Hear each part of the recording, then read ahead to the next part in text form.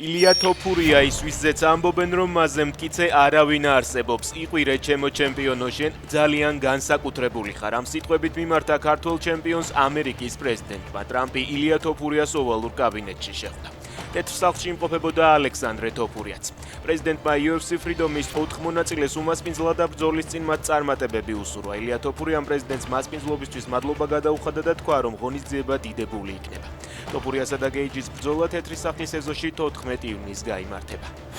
შევთანხმდით უკრაინასა და საქართველოს ურთიერთობების ნორმალიზების ორმხრივ ინტერესზე ერევანში შეხვედრის შემდეგ უკრაინის საგარეო საქმეთა მინისტრ ანდრი სიბიჰასა და მაკა ბოჭორიშვილს შორის სატელეფონო საუბარი შედგა. ბოჭორიშვილი ირწმუნება, რომ საქართველოსთან კომუნიკაციაში უკრაინული მხარე გააქტიურდა. გამყიდველი ხელისუფლება ივანიშვილი ქართულ ეთნოს გენოციდს უწყობს. ეს განცხადებები ამბიონიდან დეკანოზმა სპირიდონ სკიფურიშვილმა გააკეთა. ქადაგებისას მან ხელისუფლება გააკრიტიკა. ჭოჭოხეთში იმყოფება ქვეყანა სოფელი მკვდარია, განაცხადა დეკანოზმა.